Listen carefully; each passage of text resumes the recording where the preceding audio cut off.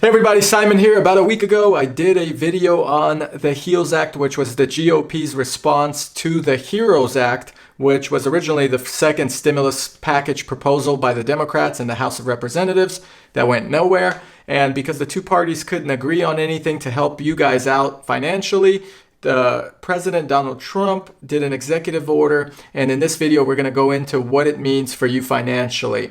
Before I go into this video, of course, hit that like button and subscribe. As always, I appreciate it. Let's get into this video.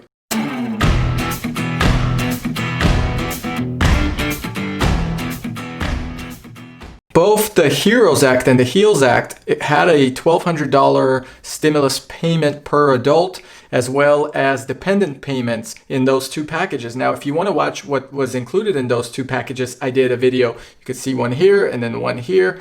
And in those videos, they offered a second stimulus payment.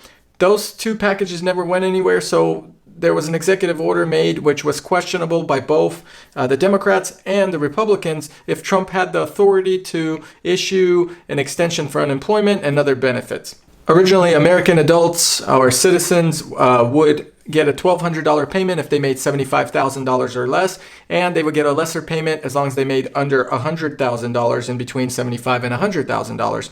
If you made over $100,000 as an adult, you did not qualify for anything. Two adults qualified $1,200 payment, and then there were dependent payments as well in both of those packages. Although both lawmakers or both parties approved of a second stimulus, they did not agree on the amount. The GOP thought $3 trillion was a crazy amount considering some of the money hasn't been spent. And they came out with a $1 trillion package, which is the HEALS Act. Now, the Democrats or the House said $1 trillion is not enough, it's a joke.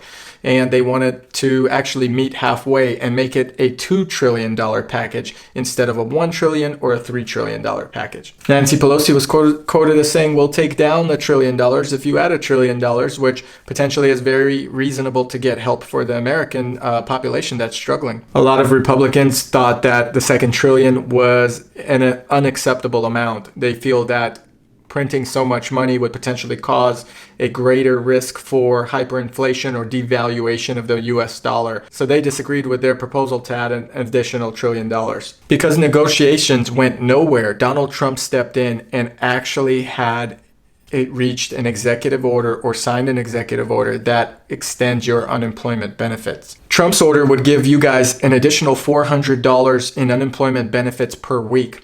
In California, on top of the $450 that we would potentially get, you would get a maximum of $850. Now, his plan, the federal government is covering 3/4 of that $400, so they're covering $300, while he's requiring or requesting the state cover an additional $100 from that additional unemployment payment.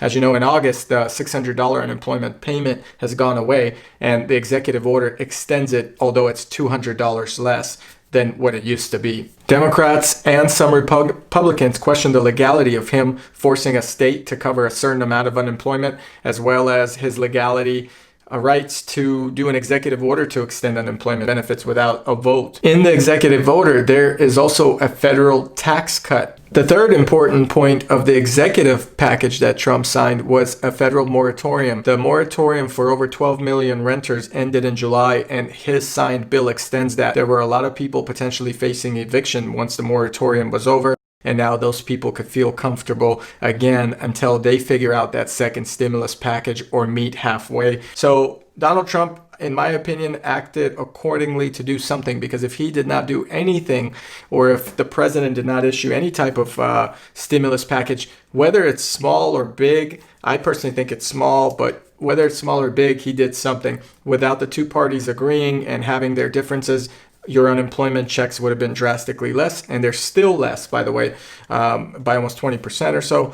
And I feel like the government should get together and do more for the public, while at the same time understanding what their money spending could do to the potential dollar value and the future value of properties and inflation, or even potentially a recession. One question I get all the time: do you have to pay taxes on your unemployment benefits?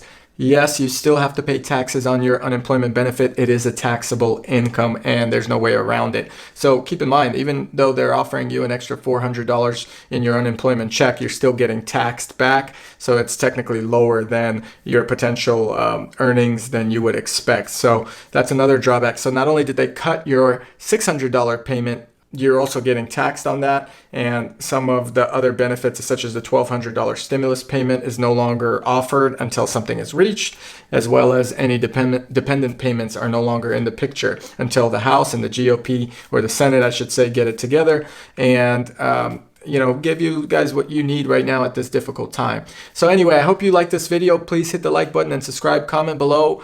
Let me know what you guys think of the new unemployment payment. Is it enough to get you guys going, or is this something that's going to greatly affect your personal life? And what would you like to see in the next stimulus package? Thanks, guys. Thanks for watching.